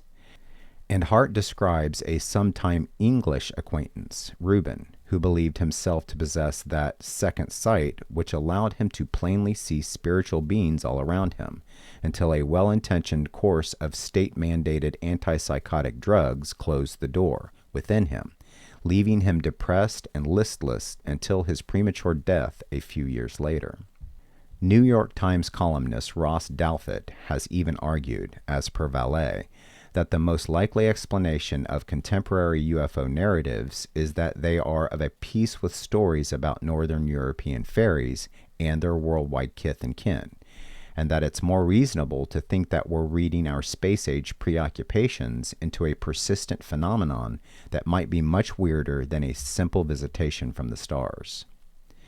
Moreover, some UAP reports, while not explicitly connected to traditions concerning fairies, bear striking resemblance to aspects of those traditions. Indeed, this is the central theme of Vallée's classic Passport to Magonia on UFOs, folklore, and parallel worlds. Some of the encounters described above, for instance, abductions near Mount Shasta, already rhyme in significant ways with fairy lore. Another intriguing example is the spate of airship sightings in 1896 to 1897 that captivated attention in the U.S. which, as charted by Vallée, involve aeronauts interacting with witnesses in ways that have a strange dreamlike quality. Perhaps even stranger are the occasional references to mysterious lands concealed within Earth that are home to NHI. In some sense, these could be regarded as non-local, and that they are not easily accommodated by a conventional understanding of Earth's geology and geography, and instead seem suggestive of another terrestrial dimension that is usually unseen. One prominent rumor centers on a military mission from 1946 to 1947 known as Operation High Jump, led by Rear Admiral Richard Byrd. ostensibly to establish an Antarctic research base. The trip itself is well documented. However, there have long been strange rumors regarding the mission, both in terms of its real purpose and actual outcome, including the claim that Byrd himself was pulled through some kind of vortex while flying and encountered a fantastical city inside the Earth inhabited by an advanced race of beings.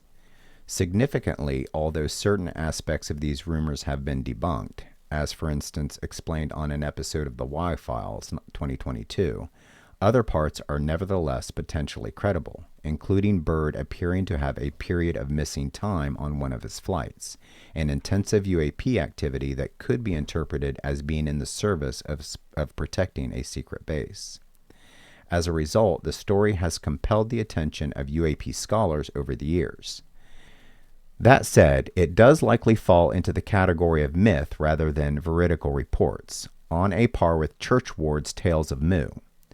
Still, such is the sheer high strangeness of the UAP topic, and potentially also of Antarctica itself, about which there are numerous UAP-related narratives besides that associated with Byrd, including of NHI bases, as well as unusual photographic data that seem suggestive of anomalous structures, that we should not completely rule it out. Cryptoterrestrial suggestive UAP activity.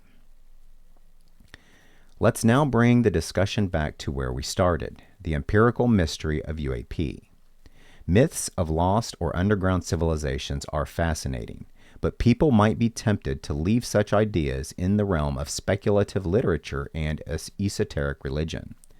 However, the reason the CTH is being invoked is because of the two empirical mysteries noted above around UAP activity. A, underwater, and B, in relation to underground or underwater entry points. We do not merely mean UAP have been observed in these locations, even if such sightings may be what encouraged people to consider this hypothesis to begin with. After all, an underwater UAP could still be extraterrestrial, interdimensional, extratempestrial, etc. in origin. Rather, what might tip the balance of probability towards a CTH-specific interpretation would be indications of a relatively permanent NHI presence on or around Earth, possibly involving some kind of base. In that respect, some argue there is such evidence, albeit contentious and contested. Here we briefly note a few such examples, though it is beyond our scope to be exhaustive, including suggestions of bases underground, underwater, and on the moon. In terms of potential underground NHI bases or enclaves, numerous locations have been alleged. One is Antarctica, as noted in the previous section. Another is the so-called Dulce Base that some people believe exists under Archuleta Mesa near Dulce, New Mexico. As with many aspects of this topic, the allegations are suffused with confusion and mystery. Claims of an NHI base there are thought to have first arisen from Albuquerque businessman Paul Benowitz, though it transpires he had been fed disinformation by ufologist Bill Moore and an Air Force intelligence operative called Richard Doty, who has corroborated this claim, possibly to distract him from genuine U.S. military bases in the area. However, the rumor has persisted, particularly because of Phil Schneider, who claimed publicly before his untimely death in 1996, ostensibly by suicide, that he had been employed there as an engineer and that it was in fact jointly operated by the U.S. military and a NHI species, with the latter having long been the original occupants of the mesa and who were more recently encountered when the military were constructing their base. It goes without saying that these claims have not been substantiated. Nevertheless, some people close to the UAP topic think they should be considered. There are also allegations of NHI bases underwater. For context, by some estimates, more than 80% of Earth's oceans remain unexplored and uncharted, not merely because of their immense size, but also due to factors such as limited visibility. Indeed, scientists investigating these unknown territories continue to make startling discoveries. An exploration of the Gulf of Alaska recently retrieved a mysterious golden orb from 3,300 meters underwater, and although believed to be biological in origin, researchers have no idea what it is and are reportedly trying to ascertain if it is associated with a known species, a new species, or represents a previously unknown stage of life. As the expedition coordinator said, "While somewhat humbling to be stumped by this finding, it serves as a reminder of how little we know about our own planet and how much is left to learn and appreciate about our ocean." Relatedly, there have been UAP events involving objects or entities that would appear to resemble some form of marine life, such as an airborne incursion over a U.S. military base by an object resembling a jellyfish that has been officially designated as a UAP by intelligence agencies, as noted above. Given our relative ignorance of, and especially lack of access to, the underwater realms of our planet, it has been argued that deep oceans would be an ideal place for an NHI to conceal their presence, at least assuming they could cope with water pressures many times greater than at sea level.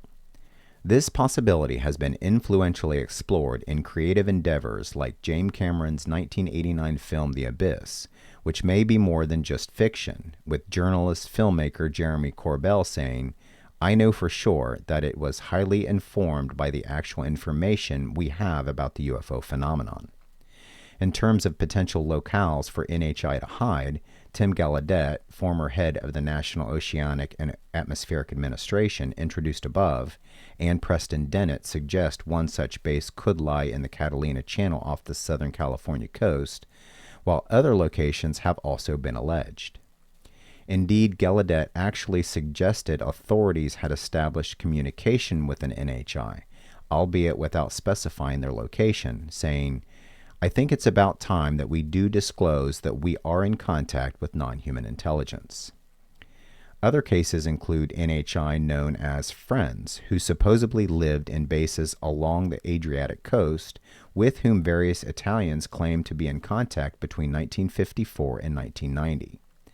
As such, there have been calls to more actively and systematically search underwater for UAP activity. As marine scientist Brian Helmuth put it, "If I were investigating an alien planet like Earth, the ocean would definitely be the place to start." A third side of intrigue is the moon, and particularly its far side, which remains perennially hidden from view. Indeed, of all possible cryptoterrestrial locations, it has attracted the most speculation, with many strands of intriguing evidence accumulating over the years, of differing levels of ambiguity and quality, giving rise to many claims of variable credibility.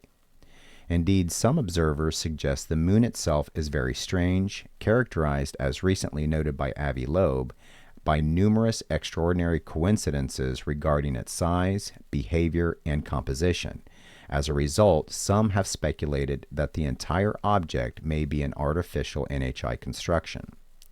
Perhaps the most keenly studied stories are those associated with NASA missions and observations. Most directly, there is apparent photographic evidence in the public domain which, while not confirmatory of NHI, does at least seem anomalous and hard to explain, and which some have interpreted as lunar bases, although skeptics have sought to find various naturalistic explanations for these, with varying degrees of plausibility. Relatedly, some NASA whistleblowers, such as Carl Wolf and Ken Johnston, claim that even more conclusive photographic evidence of potential bases exists, but that NASA has actively sought to deny, suppress, and conceal such information.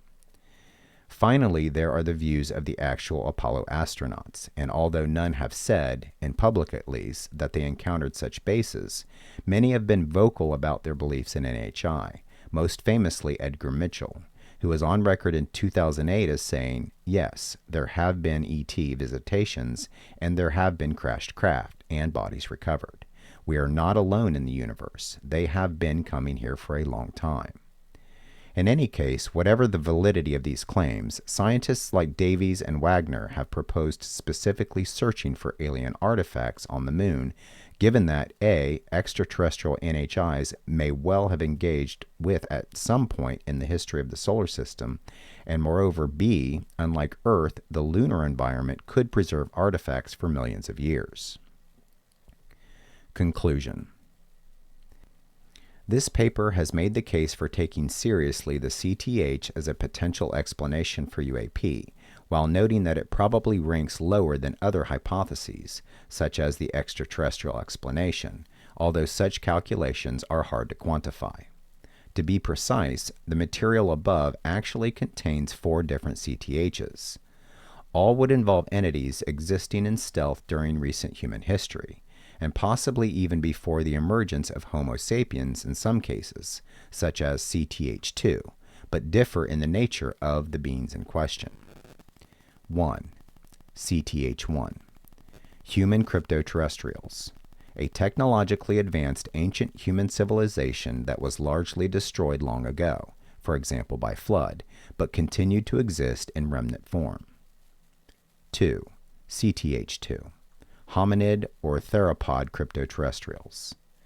A technologically advanced non-human civilization consisting of some terrestrial animal which evolved to live in stealth, for example underground, perhaps a hominid, or alternatively a species much more distantly related to us, for example descendants of unknown intelligent dinosaurs.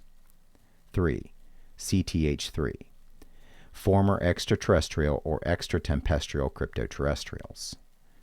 Extraterrestrial aliens, or our intertemporal descendants who arrived on Earth from elsewhere in the cosmos, or from the human future, respectively, and concealed themselves in stealth.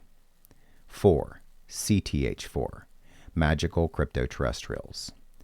Entities which are less like homegrown aliens and more like earthbound angels, relating to the world inhabited by humans in ways that, at least from our present perspective, are less technological than magical, who are known in European languages by names like fairies, elves, nymphs, etc.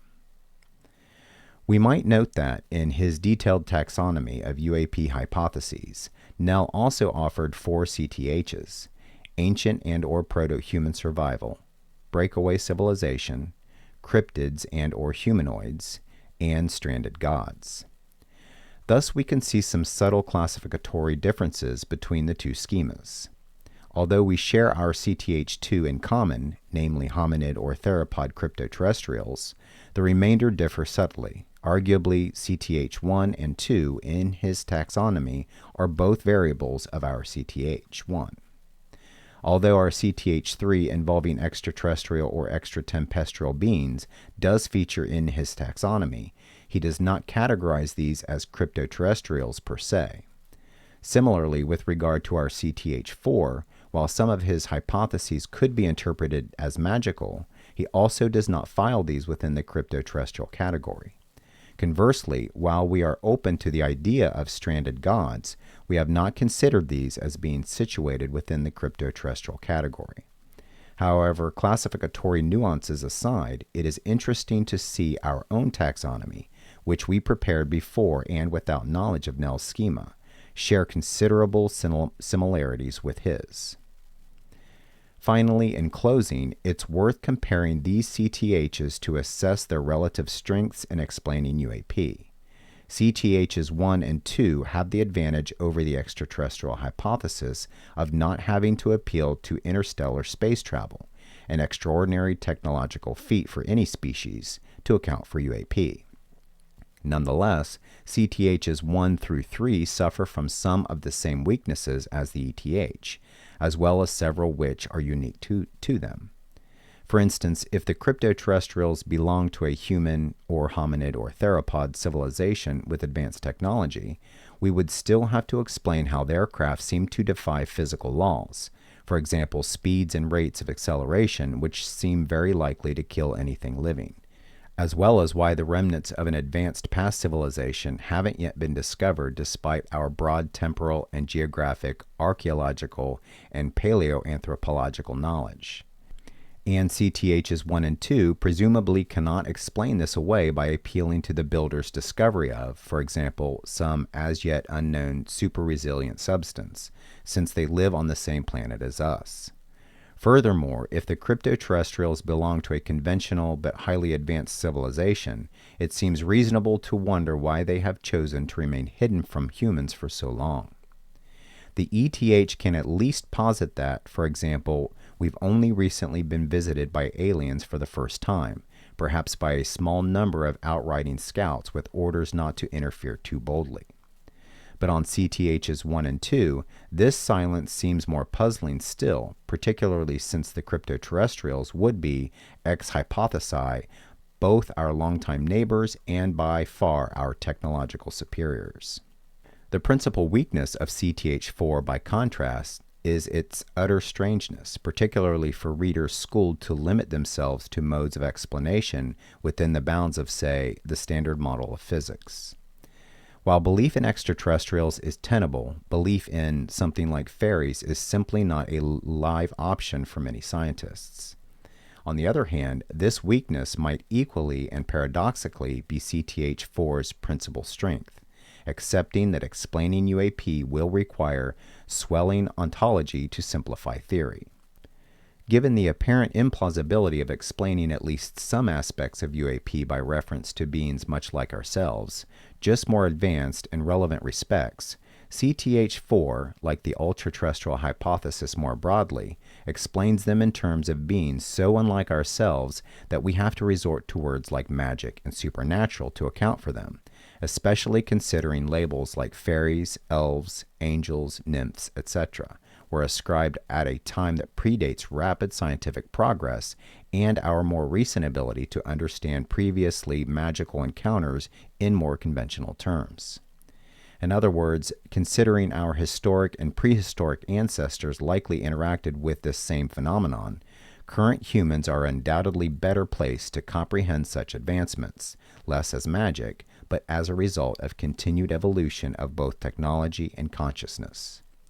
CTH4 is unlike the interdimensional ultraterrestrial hypothesis in that it sees the agents of UAP as in some sense at home on Earth. Trolls and fairies would be terrestrial and perhaps even social or cultural beings in a way that angels and demons seem not to be. But indeed, CTH4 also suggests that, if human traditions are to be trusted, these beings have never been fully hidden from us, with people in all times and places reporting encounters with something like magical cryptoterrestrials, even though they don't appear to or can't be seen by most people. All four CTHs are far-fetched on their face. We entertain them here because some aspects of UAP are strange enough that they seem to call for unconventional explanations.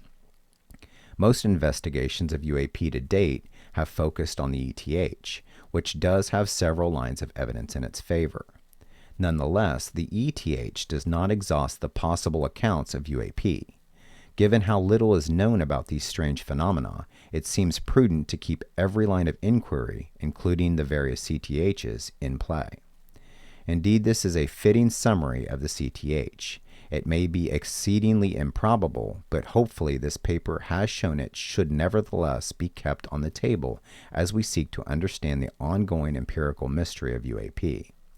This point was made in a recent article in Scientific American, for example, titled, "It's Time to Hear from Social Scientists About UFOs."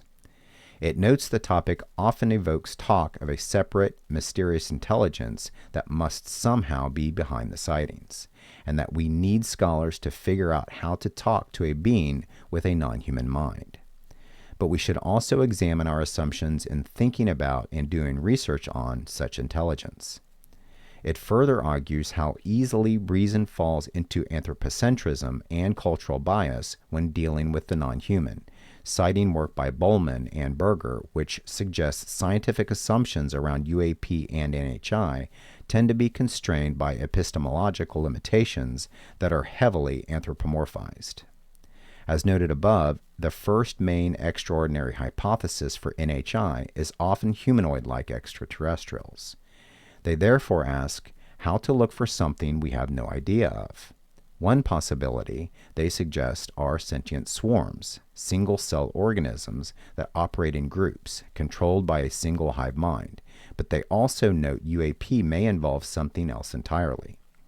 In that respect, as this paper has hopefully demonstrated, we ought to include openness to a cryptoterrestrial hypothesis in a spirit of curious and genuine inquiry. That concludes the reading of the Cryptoterrestrial Hypothesis. Keep an eye out for part 1 of my own breakdown of the topic, the Ultraterrestrial/Cryptoterrestrial Hypothesis, which should appear sometime over the next couple of weeks. It will be a 2-parter since there is a lot to cover. These 2 upcoming episodes will be the first in a 5-part origin series related to UAP that aims to mathematically and philosophically deduce the best likelihood for where NHI might originate. Take care, everyone, and I'll see you then.